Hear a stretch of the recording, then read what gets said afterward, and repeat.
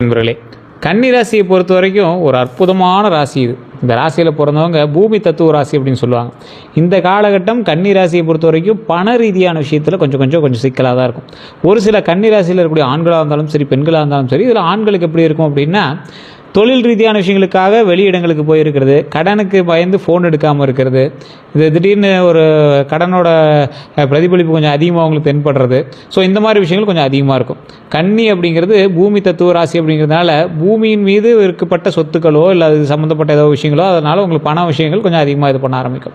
இதன் அதிபதியாக ஜோதிடத்தில் மெர்க்குரி, அதாவது நம்ம தான் சொன்னோம்ல பிளானட் மெர்க்குரி கருதப்படுறதுனால கன்னி ராசியினுடைய முக்கிய குணங்கள் அப்படிங்கிறது, ஒரு குறிப்பிட்ட விஷயத்தில் நீங்கள் கொஞ்சம் ஹைலைட்டான பர்சனாக தெரிவிங்க. எது சார் அப்படின்னு கேட்டால், அறிவு மற்றும் பகுத்தறிவு, விஷயங்களை ஆராய்ந்து பார்க்கக்கூடிய திறன், திட்டமிடக்கூடிய குணம், சுத்தம், ஒழுங்கு, இது மாதிரி இருக்கக்கூடிய அதன் மீது உள்ள விருப்பம், பொறுப்புணர்வு, மற்றவங்களுக்கு உதவக்கூடிய மனம்.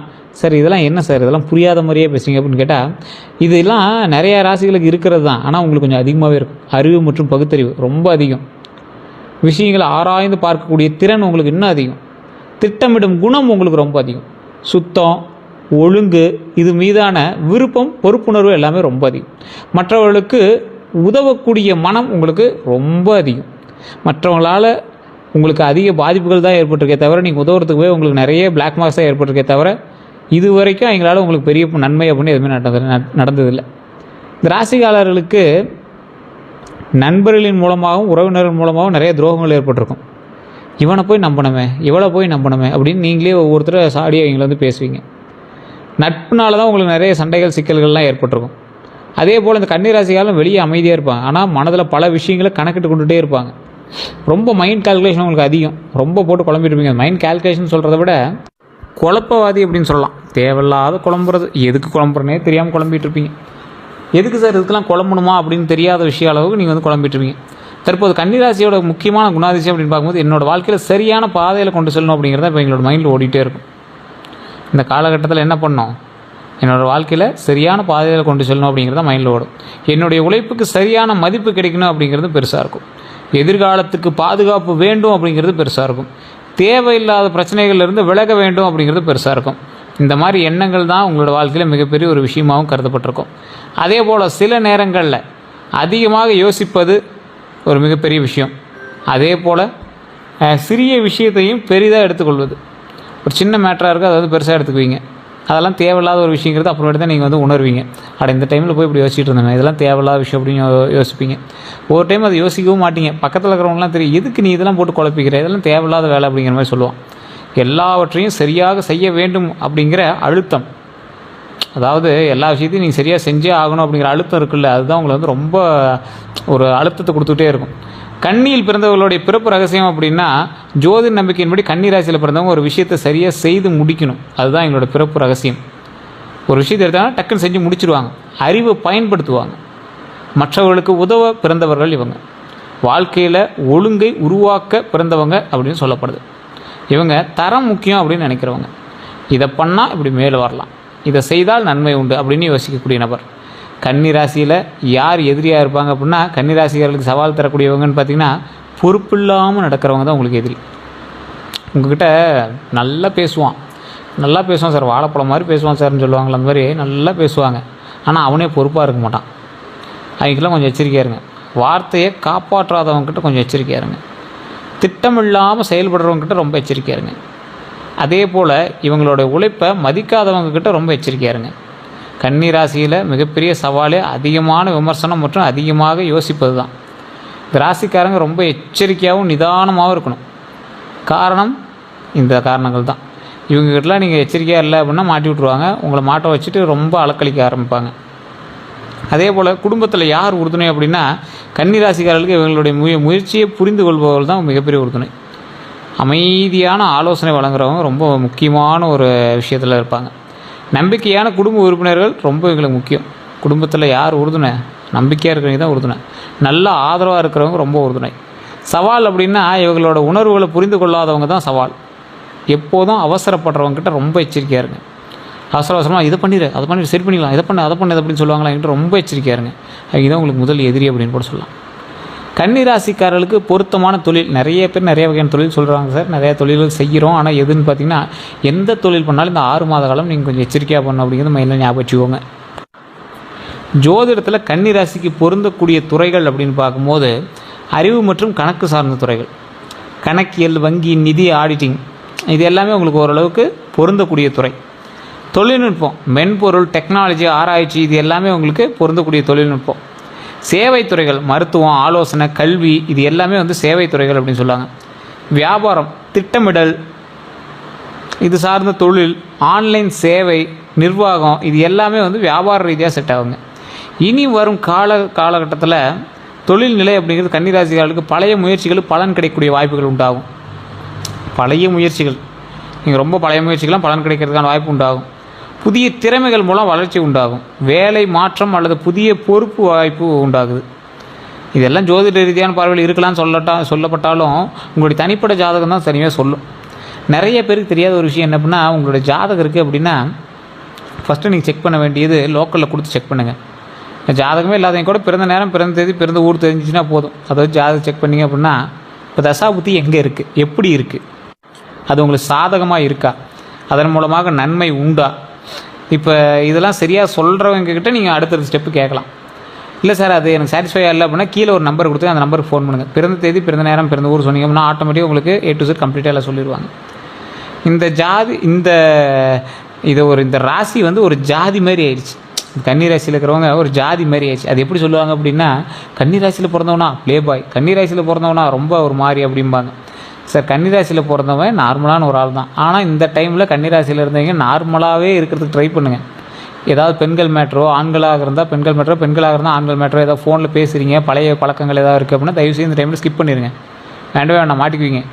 கண்டிப்பாக தேவையில்லாத பெரிய இஷ்யூஸ் கொண்டு போய் விடுறதுக்கான வாய்ப்புகள் இருக்குது. அதனால் அதில் வந்து கொஞ்சம் எச்சரிக்கையாக இருங்க. எந்த விஷயத்தில் நீங்கள் என்ன எச்சரிக்கையாருன்னா, வண்டி வாகன விஷயத்தில், வண்டி வாகனம், தண்ணி, பாத்ரூம் வலிக்கு விழுவுறது, இந்த மாதிரி விஷயத்தில் ரொம்ப எச்சரிக்கையாக இருங்க. அதே போல் தேவையில்லாமல் ஒருத்தன் எதோ போயிட்டுருக்கான், அவன்கிட்ட சண்டை போட்டு ரோட்டில் போயிட்டுருக்கோன்னு சண்டை போடுறதெல்லாம் இந்த மாதிரி விஷயத்தில் ரொம்ப எச்சரிக்கையாக இருக்கணும். எந்த தொழிலில் கன்னிக்கு செட் ஆகும் அப்படின்னா, கணக்கு மற்றும் நிதி. கணக்கு மற்றும் நிதி தொழிலில் ரொம்ப எச்சரிக்கையாகவும் நிதானமாக இருந்தீங்கன்னா வெற்றி உண்டு. மருத்துவம் சார்ந்த தொழில் ரொம்ப நன்மை உண்டு. கல்வியில் வெற்றி உண்டு.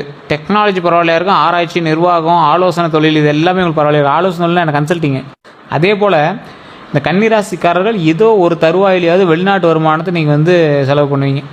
உங்கள் அண்ணன் மூலமாகவோ, தங்கை மூலமாகவோ, உங்கள் மூலமாகவோ, உங்கள் கணவன் மூலமாகவோ, ஹஸ்பண்ட் ஒய்ஃப் மூலமாகவோ, யாரோ ஒருத்தர் மூலமாக, உங்களோட தந்தையர் மூலமாக, யாரோ ஒருத்தர் மூலமாக வெளிநாட்டு பணம் டாலர்ஸில் நீங்கள் கொஞ்சமாக சம்பாதிப்பீங்க. சம்பாதிச்ச பணத்துலையாவது நீங்கள் கொஞ்சம் செலவு பண்ணுவீங்க. எந்த திசை சாதகமாக இருக்கும் அப்படின்னா, ஜோதிட நம்பிக்கையின்படி வடக்கு, வடகிழக்கு திசை ரொம்ப சாதகமாக இருக்கும். திசைகள் வளர்ச்சிக்கு சாதகமாக கருதப்படுகிறது எது தெரியுமா? வடக்கு, வடகிழக்கு தான் உங்களுக்கு சாதகமான ஒரு திசை. இந்த ராசிக்காரரை பொறுத்த வரைக்கும் செய்வன கந்திஷ்டி பற்றி சில விஷயங்கள் சொல்லணும் அப்படின்னா, இதெல்லாம் வந்து மூட நம்பிக்கைன்னு ஒரு சிலர் சொல்லலாம். ஆனால் இந்த ராசிக்காரருக்கு சிலரோட பொறாமையும் எதிர்மறை பார்வையும் வந்து இவங்களை கொஞ்சம் அப்படியே கொஞ்சம் லேக் அடிக்கிறது வாய்ப்புகள் கொஞ்சம் அதிகமாகவே இருக்குது. அப்போ இந்த ராசிக்காரங்க என்ன பண்ணணும்? குலதெய்வ கோயிலுக்கு போய்ட்டு வரணும். உங்களுக்கு ஏதாவது படபடப்போ இல்லை ஒரு மாதிரி ஏதாவது பதட்டமாகவோ ஏதாவது ஒரு மாதிரி பண்ணுது அப்படின்னா தயவுசெய்து கொஞ்சம் எச்சரிக்கையாக இருந்துக்கோங்க. அது வந்து உங்களுக்கு செய்வனையாக கூட இருக்கலாம், இல்லை கந்திஷ்டியாக கூட இருக்கலாம். அதுக்கு ஏதாவது ரெமெடி வேணுமா அப்படின்னா குலதெய்வ கோயிலுக்கு போய்ட்டு வாங்க. கீழே ஒரு நம்பர் இருக்குது, உங்களுக்கு வேணும் அப்படின்னா அந்த நம்பருக்கு ஃபோன் பண்ணி உங்களுக்கு ஜாதகத்தை கொடுத்து செக் பண்ணிக்கோங்க. பிரபல ஜோதிடர் தான் பேசுவார். வெயிட் பண்ணி தான் நீங்கள் வந்து பேசுகிற மாதிரி இருக்கும். அப்பாயின்மெண்ட் பேசுகிறது தான் வந்து ஜோதிடம் பார்ப்பார். உங்களுக்கு வேணும் அப்படின்னா ஜஸ்ட் வெயிட் பண்ணி நீங்கள் வந்து பேசி தெரிஞ்சுக்கலாம். அதே போல் கன்னிராசிக்காரங்க நல்ல நேரம் எப்போ ஆரம்பிக்குது அப்படின்னு ரொம்ப நாளாக கேட்டுட்டு இருந்தீங்க. கன்னிராசிக்காரர்களுக்கு திட்டமிட்டு செயல்படக்கூடிய காலகட்டம் இதுதான். இந்த திட்டமிட்டு செயல்படக்கூடிய காலத்தில் அறிவை பயன்படுத்தும் வாய்ப்புகள் உண்டு. புதிய திறமை வளர்க்கக்கூடிய நேரங்கள் உண்டு. முன்னேற்ற தரக்கூடிய சில தருணங்கள் இந்த டைமில் உங்களுக்கு ஆரம்பிக்குது. அப்போ நீங்கள் என்ன பண்ணணும்? எந்த ஸ்டெப் எடுத்தாலும் குலதெய்வத்தை வணங்கிட்டு தடையில்லாமல் வழிபட்டுட்டு அந்த ஸ்டெப் வந்து நீங்கள் எடுத்து நல்ல நேரத்தை உருவாக்கிக்கணும். உங்களுக்கு நல்ல நேரம் இருக்குங்கிறது தெரிஞ்சிருச்சு. உங்களுக்கு ஏன் அமையலைன்னு கேட்டால் உங்களோட ஜாதகம் தான் காரணம். உங்கள் கூட பிரயாணிக்கக்கூடிய மற்ற ஜாதக ரீதியான சில ராசிகள் தான் காரணம். அப்போ பக்கத்தில் இருக்கிறவங்களை விசாரிக்கிறத விட உங்களோட ஜாதகத்தை விசாரிச்சிங்கன்னா சரியாக போயிடும். உங்களுடைய மேனுவல் புக்கு, சார் இந்த பிராண்டில் வாங்கின எல்லா வண்டியும் நல்லா ஓடிட்டுருக்குது, எல்லா வண்டியும் நல்ல மைலேஜ் தருது, இது மட்டும் ஏன் கம்மியாக தருது, என்ன காரணம்? மெக்கானிக்கிட்ட கேட்டு தானே ஆகணும். ஸோ இது மாதிரி நீங்கள் செக் பண்ணிட்டீங்க அப்படின்னா ஆட்டோமேட்டிக்காக உங்களுக்கான பலன்கள் எல்லாமே சொல்லிடுவாங்க. இந்த ராசியை பொறுத்த வரைக்கும் தலைமை திறன் அதிகங்க. ரொம்ப ஒரு தலைமை திறன் அதிகம். இவங்க சைலண்ட்டாக இருந்துகிட்டே சைலண்ட்டான ஒரு கேப்டனாக இருந்துருவாங்க. ப்ராப்ளத்தை எல்லாத்தையும் சால்வ் பண்ணக்கூடிய ஒரு சைலண்ட் கேப்டனாக இந்த ராசிக்காரில் இருக்கிறதுக்கு 100% உண்டு. அதே போல் இந்த ராசிக்கு அதிர்ஷ்டமான நிறங்கள் அப்படின்னு பார்த்தீங்கன்னா, ஜோதிட நம்பிக்கையின்படி இது சொல்கிறோம். நிறைய பேர் இதெல்லாம் நிறம், எண், நாள் இதெல்லாம் வந்து பெருசாக கணக்கில் வச்சிக்க மாட்டாங்க. பெருசாக உங்களுக்கு உதவலை அப்படின்னாலும் ஒரு கர்ச்சீப் அளவுக்காவது கையில் வச்சுருங்க. ஒரு கர்ச்சீஃபாவது கையில் வச்சுருங்க. இந்த கலரில் பச்சை, வெள்ளை, இளம் சாம்பல், நீலம், இதில் ஏதாவது ஒரு கலரில் கர்ச்சீஃபாவது வச்சுருங்க. ரொம்ப நல்லது. இந்த ராசிக்காரங்க அதிர்ஷ்ட எண் அப்படின்னா 5, 14, 23. கன்னியோடு தொடர்புடையது இதுதான். 5, 14, 23. அதிர்ஷ்ட நாள் அப்படின்னா புதன்கிழமை முக்கியமான நாளாக கருதப்படுதுங்க. புதன்கிழமை ரொம்ப முக்கியமான நாள். அந்த புதன்கிழமை நீங்கள் எதாவது செய்யணும், நிலம் கரையம் பண்ணணும், அது இதுன்னு எதாவது பண்ணோம் அப்படின்னா அந்த டைமில் நீங்கள் ஸ்டெப் எடுத்தீங்க அப்படின்னா ரொம்ப நல்லதுங்க. திருமண வாழ்க்கை அப்படிங்கிறத பொறுத்த வரைக்கும் உண்மையான உறவை விரும்புவாங்க, பொறுப்பான துணையாக இருப்பாங்க, குடும்பத்தை கவனிப்பாங்க. திருமணத்தில் அதிக எதிர்பார்ப்பை குறைத்தா உறவு சிறப்பாகுதுங்க. அதிக எதிர்பார்ப்பு குறைச்சிங்க அப்படின்னா உறவு சிறப்பாகுது. குழந்தை பாக்கியத்தை பொறுத்த வரைக்கும் ஜோதிடத்தில் குழந்தை யோகம் முழு ஜாதகத்தை வைத்து தான் பார்க்கப்படும். நிறைய பேர் கேட்குறீங்க, சார் இந்த ராசியில் பிறந்தவங்களுக்கு இத்தனை வருடங்களாக குழந்தை இல்லாததுக்கு என்ன தான் வழி அப்படிங்கிற மாதிரி கேட்குறீங்க. ஒரு 3 கோயில் நிறைய வீடியோக்கள் நான் சொல்லியிருக்கேன். எல்லா வீடியோவிலும் நான் மெயினாக சொல்கிறது தான். இது நிறைய பேர் பெருசாக எடுத்துக்கிறீங்களா என்னன்னு தெரியல. தயவு செய்து அங்கே பரிகாரங்கள் அப்படிலாம் எதுவும் கிடையாது. நீங்கள் கோயிலுக்கு போய் வழிபட்டீங்க அப்படின்னா போதுமானது. அந்த சுவாமியை பார்த்து மன நிறைய அமைதியாக வணங்கிட்டு அந்த இடத்துல ஒரு 2 நிமிஷம் உட்காந்துட்டு வாங்க. ஃபஸ்ட்டு திருவண்ணாமலை போயிட்டு உடனே மேல்மலையனூர் கோயில் அங்கே இருக்கும் பக்கத்தில், வேலூர் மேல்மலையனூர் கோயில் போய் வழிபட்டு வாங்க. அங்கே வழிபட்டு எப்போ டைம் கிடைக்குதோ பழனி போயிட்டு கீழே திரு ஆவினங்குடி 3வது படை வீடு அப்படின்னு கருதப்படக்கூடிய ஒரு ஸ்தலம். அங்கே போய் உள்ளே இருக்கக்கூடிய குழந்தை வடிவத்தில் இருக்கக்கூடிய முருகர் வழிபட்டுட்டு வெளியே வந்துட்டு மேலே பழனி மலை மீது அமர்ந்துள்ள பாலதண்டாயுதபாணி சுவாமியை வழிபட்டு வரணும். இதுதான் ஒரு முக்கியமான விஷயமாக கருதப்படுது. ஸோ இந்த டைமில் நீங்கள் கண்டிப்பாக இந்த மாதிரி கடவுளை வணங்கும் போது மிகப்பெரிய பாவ விமோச்சனம் தருது அப்படிங்கிறத ஞாபகம் வச்சுக்கோங்க.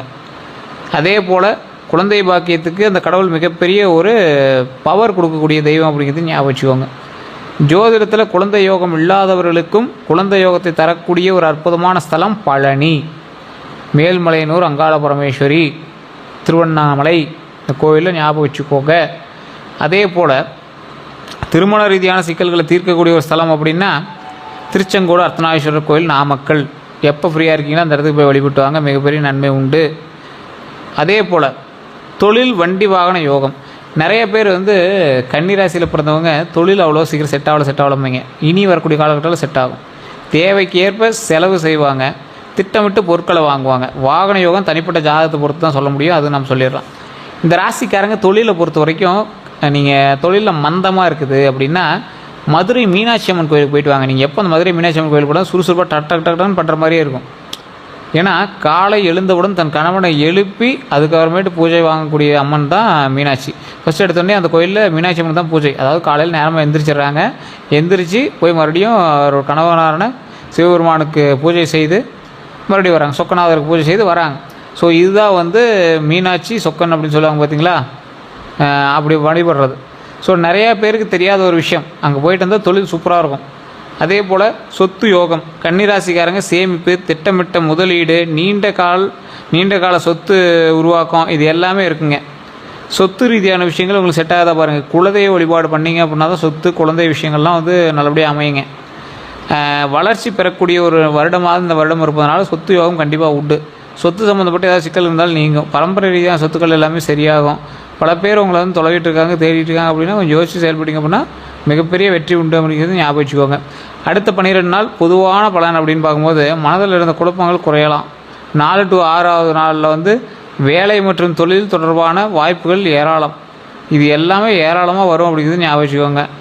அதுக்கு அடுத்த மீதி இருக்கக்கூடிய 6 நாட்களில் 7 to 9வது நாளில் பண விஷயங்களில் கவனமாக இருங்க.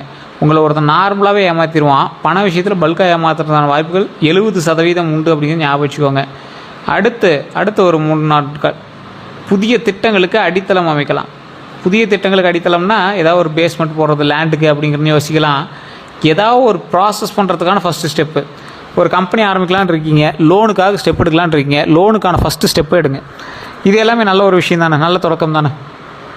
கன்னிராசிக்காரங்க நீங்கள் செய்ய வேண்டியது அப்படின்னா திட்டமிட்டு செயல்படுங்க, புதிய திறமைகளை கற்றுக்கோங்க, சேமிப்பை அதிகப்படுத்துங்க, உடல் நலத்தை கவனிங்க, நேரத்தை மதிங்க. இதான் உங்களுக்கு மெயினாக சொல்ல வேண்டியது. செய்யக்கூடாதது அப்படின்னா அதிகமான அதிகமாக கவலைப்படுறது நிறுத்துங்க. எல்லாவற்றையும் தனியாக சுமந்து கொள்வது நிறுத்துங்க. சிறிய பிரச்சனையை பெரிதாக்குவது நிறுத்துங்க. தன்னம்பிக்கையை குறைப்பதை நிறுத்துங்க. இது வேறு பிரச்சனைகள் எல்லாத்தையும் சால்வ் பண்ணிங்க அப்படின்னா வாழ்க்கையில் வெற்றி பெறதுக்கு மிகப்பெரிய வாய்ப்பு உண்டு அப்படிங்கிற ஞாபகம் வச்சுக்கோங்க.